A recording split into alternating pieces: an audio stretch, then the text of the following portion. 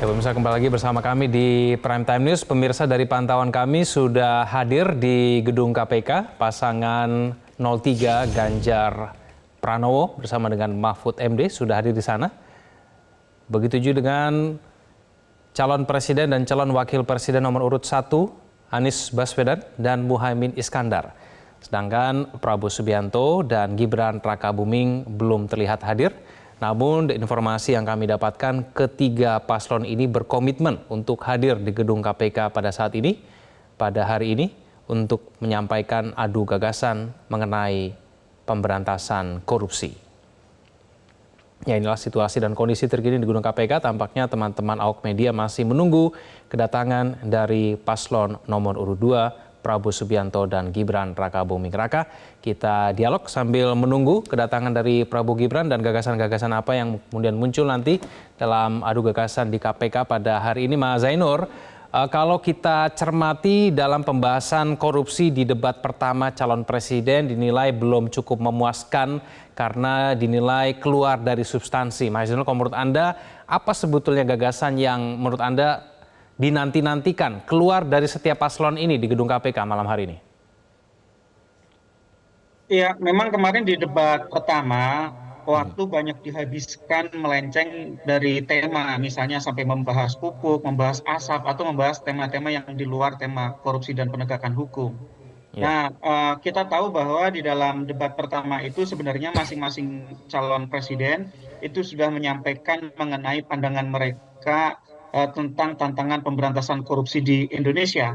Tetapi kalau Ya. kita ingat lagi, masing-masing capres ini saya lihat belum benar-benar secara jelas memperlihatkan pemahaman mengenai masalah apa yang sebenarnya menjadi akar dari korupsi di Indonesia.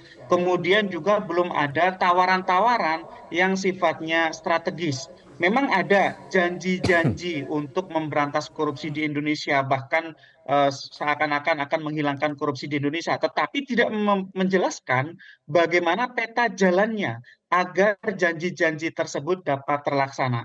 Atau juga kalau kita cek, Mas Kevin, di dalam visi misi capres-cawapres yang sudah disampaikan ke KPU, itu Ya. ada janji-janji pemberantasan korupsi, tetapi 1, 2, 3 mungkin berbeda-beda ya derajatnya ya. Yang saya lihat adalah peta jalannya itulah yang belum kelihatan. Sehingga malam ini kita harap masing-masing capres-cawapres ini dapat sekali lagi memperlihatkan pemahaman mengenai akar korupsi di Indonesia, juga tawaran strategi untuk dapat melakukan pemberantasan korupsi secara efektif.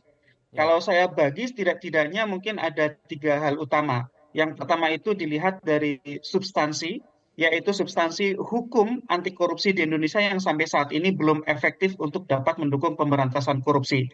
Dimulai dari misalnya undang-undang tipikor kita itu masih lemah, masih belum sesuai dengan UNCAC, Konvensi PBB melawan korupsi.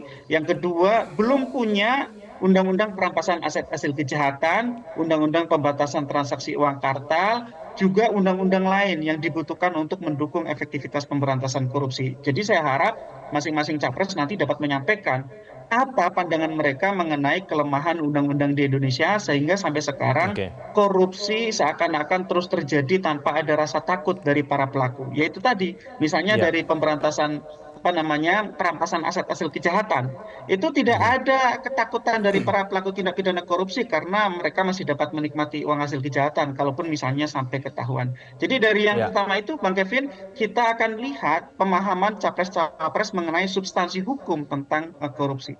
Oke. Yang Mas kedua, Zainur, meskipun dari sisi strukturnya.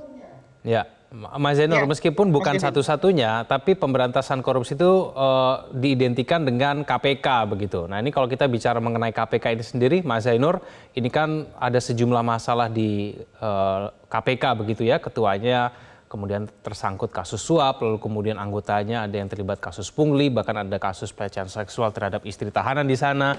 Nah, kalau menurut Anda apa yang kemudian bisa dilakukan oleh para capres ini untuk memperkuat badan KPK?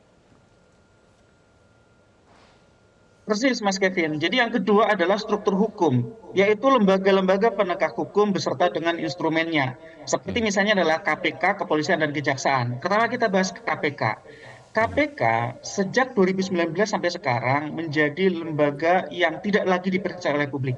Kalau dulu KPK adalah salah satu lembaga yang paling dipercaya oleh publik, beserta biasanya dengan TNI. Tetapi sekarang berdasarkan survei berbagai lembaga survei maupun media massa, KPK kehilangan kepercayaan publik karena dirundung masalah-masalah di internal KPK yang justru masalah itu adalah masalah korupsi, seperti ketuanya menjadi tersangka, ada pungli, ada pelecehan, ada Ya.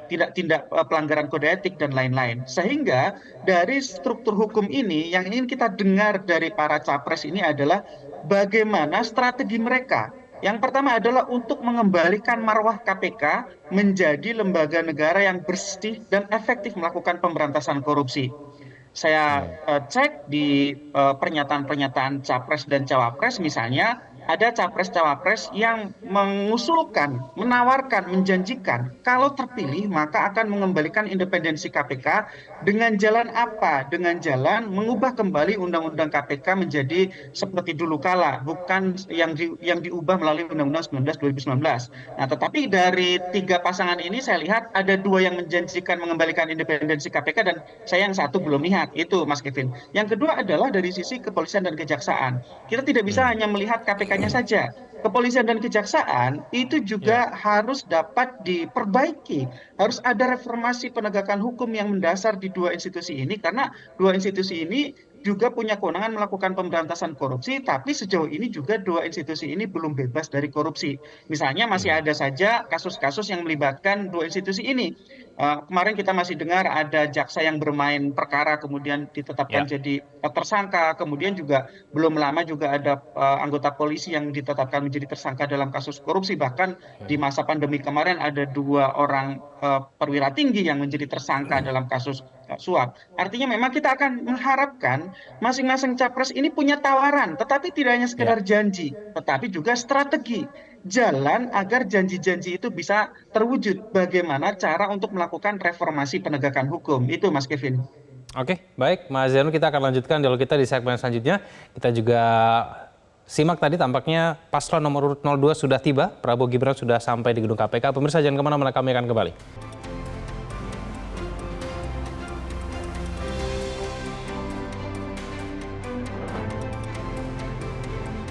Kami ucapkan selamat datang kepada pimpinan dan Dewan Pengawas KPK, pimpinan Lembaga Penyelenggara Pemilu, dan tamu undangan lainnya.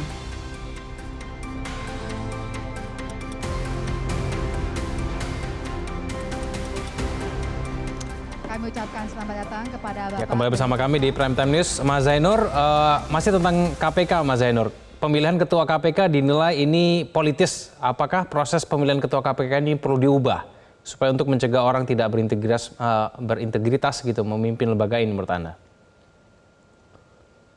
Ya, bisa dengan cara yang pertama adalah staggering system. Jadi jangan berangkat bersama dan selesai jabatan bersama. Misalnya 3 dulu, kemudian 2, sehingga ada keberlanjutan dan juga selalu ada pihak yang kemudian menjaga program agar tetap bisa dijalankan secara berkesinambungan. Yang kedua adalah pelibatan masyarakat sejak dalam pansel.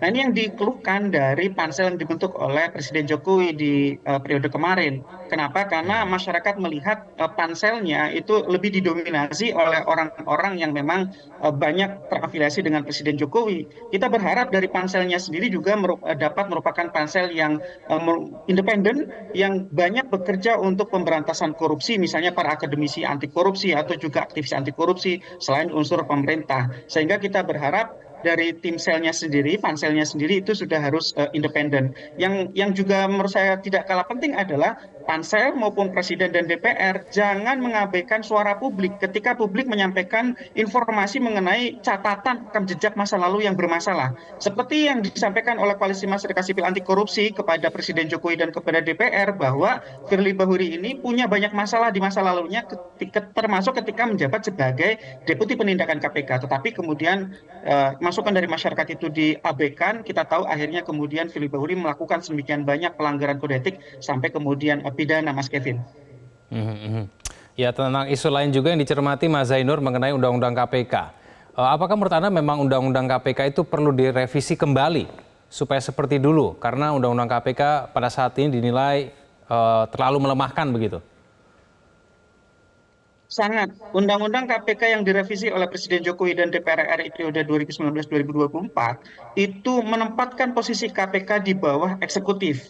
Itu mengakibatkan KPK kehilangan independensi sehingga dapat dipengaruhi oleh kekuasaan. Kita berharap Undang-Undang KPK direvisi kembali, tempatkan KPK pada posisi yang independen, netral, bebas dari segala macam bentuk campur tangan kekuasaan pihak manapun. Nah, saya kembali lagi sampaikan, saya sudah dengar misalnya ya, saya sebut saja di sini, Capres 01 dan Cawapres 03 itu sudah menyebut dengan verbal bahwa mengusulkan untuk mengembalikan independensi KPK dengan cara merevisi kembali Undang-Undang KPK. Saya berharap Capres-Cawapres 02 juga punya satu bentuk penjelasan mengenai bagaimana cara untuk dapat mengembalikan independensi KPK. Nah, saya berharap itu dapat dibahas di diskusi malam ini di KPK, karena malam ini format diskusi itu bukan seperti debat di KPU, tetapi ada pemaparan masalah dari KPK, kemudian dipersilakan kepada masing-masing capres-cawapres untuk menyampaikan gagasannya. Nah, saya ingin melihat bagaimana gagasan dari ketiga pasangan capres-cawapres ini mengenai bagaimana cara mengembalikan independensi KPK, mengembalikan marwah KPK, dan mengembalikan efektivitas KPK sebagai lembaga negara yang independen yang dapat melakukan pemberantasan korupsi secara efektif, Mas Kevin. Oke, baik. Mas Zainur, nanti kita akan nantikan bersama ya kira-kira adu gagasannya akan seperti apa, gagasan-gagasan seperti apa yang kemudian akan muncul dalam adu gagasan di gedung KPK hari ini. Malam hari ini oleh ketiga paslon ini. Terima kasih Mas Zainur telah bergabung sama kami di Prime Time News. Selamat malam Mas Zainur. Jelajahi cara baru mendapatkan informasi. Download Metro TV Extend sekarang.